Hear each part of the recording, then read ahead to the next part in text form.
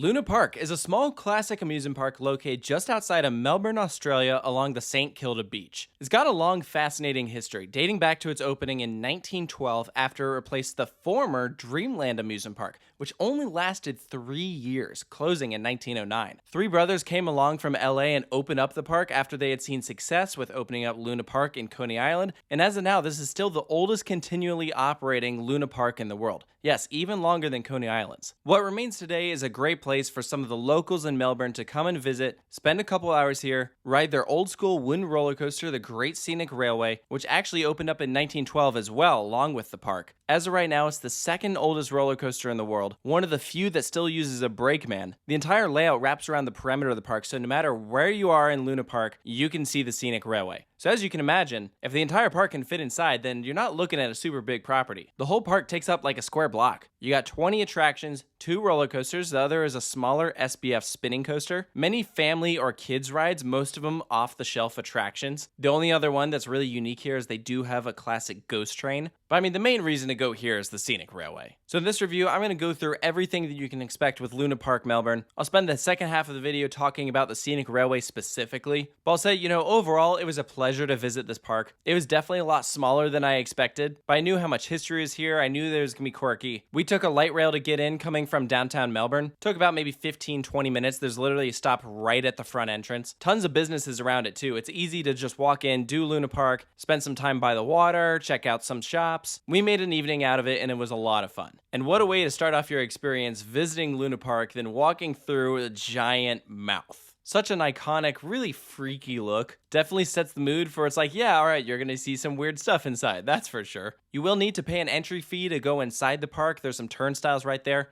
And then once you're inside, you pay per ride. But they offer an unlimited rides ticket that includes entry. You can also just pay for entry in like a single ride if you just want to do one. You'll quickly realize when you walk in that you can pretty much see everything out in front of you. You have like your Enterprise to your left, a swinging ship, a spider. This ride right here is called Power Surge. Directly ahead is the carousel. In the background, you probably see Pharaoh's Curse. That's this attraction that flips you around. Supernova, their Starflyer. All of which are very much plug-and-play attractions. And don't expect much theming here either. Really, the only one that has any sort of theming is the Starflyer. You have like an Egyptian themed queue, which is actually pretty fun. Pretty much the rest of the attractions though feel kind of temporary, which I understand is kind of the vibe here. Really, if you think about it, just about everything here could be replaced except for the Scenic Railway. An attraction like that that's well over 100 years old, I mean, that thing's not going anywhere. The park's done a really nice job taking care of it. Again, I'm going to talk about that here in a little bit. We ended up sticking around to do the Great Scenic Railway twice, the spinning coaster once, and the dark ride once. But even though a lot of the attractions aren't much, there's definitely still a very lively atmosphere here. We saw a local band performing right as we walked in, tons of people walking around. It's clearly a popular park. I mean, when you have roller coasters and rides this close to a major city, I mean, it shouldn't surprise you at all. I appreciate how the park had literally a section dedicated to their history, giving you like a timeline look at some of the major events. Like literally when you think about it, that the Scenic Railway and Luna Park has been around since before World War I, like that just puts everything in perspective. It's insane. And the more you walk around here, the weirder things get. They got lots of wacky signage for some of the different attractions. Many things literally feel straight out of Roller Coaster Tycoon. I mean, their ticket booth literally has a giant Admit 1 ticket on the roof. This creature right here has a bow tie and top hat on. There's a giant mouth right here to represent the rotor. Plenty of really creepy clowns. Some elephants here. There's actually many different references to Arabic culture. The entrance to the park has 2 giant towers out front. That references a Persian mosque design. And you find numerous buildings here dating back to the 1920s that is very Islam inspired. Much of the park is influenced by the Moorish people. If you're unfamiliar with the Moors, they're a group of Muslim people from Northwest Africa. The entire station for the Scenic Railway has a massive mural on the back wall that was commissioned in 2008. Over 30 life-size human and animal figures are painted on it. Even the outside of the station was inspired by buildings from Morocco. You can see the Star of David on the roof. That's a recognized symbol for Judaism that appears on synagogues as well as the flag of Israel. It's just really super interesting. You don't get stuff like that at a lot of other parks. And it's just a funny juxtaposition between religious influence and then weird stuff like this.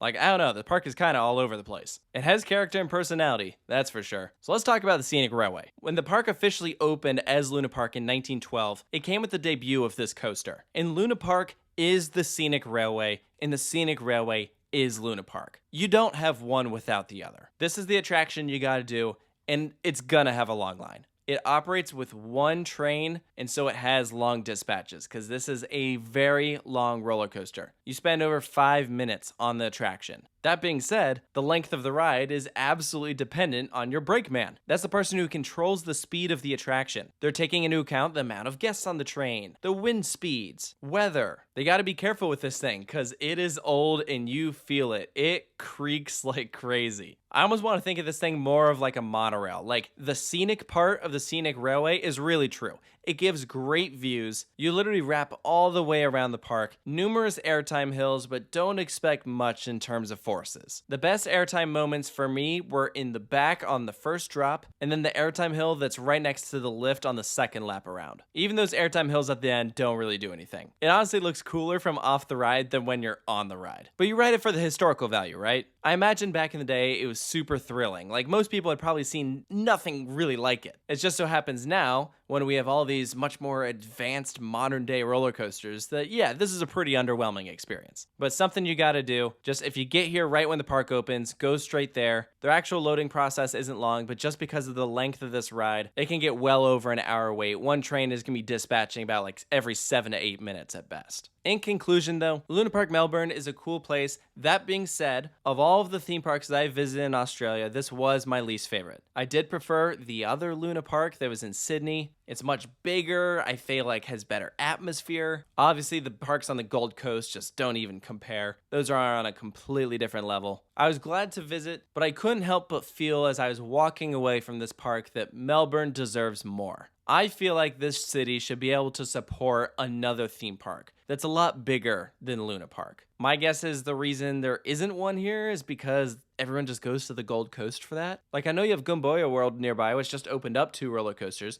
but that's like primarily a zoo, right? But I guess for one reason or another, it's never happened. I'm glad at least Gimbal World has built some larger roller coasters so that the locals in this area can have something a bit more thrilling to ride. I'm skeptical that we'll ever see a larger roller coaster of that scale here. Like this park has just so little room to work with. They gotta take advantage of every inch they got. That's why you'll probably notice there's not a lot of places to eat here. Because why would you take up space with a restaurant when you have so much food outside the park? You know, real estate is valuable, so that's also why I imagine that Luna Park doesn't open up too many new attractions. But I'm sure if they had more room, then maybe things would be different. So let me know down in the comments below if you've been to Luna Park in Melbourne, Australia. If you agree with the points that I brought up, if you think there's anything I missed, be sure to post all that down below. And stay tuned for more amusement park and roller coaster reviews here at Coaster Studios. And I'll see you next time.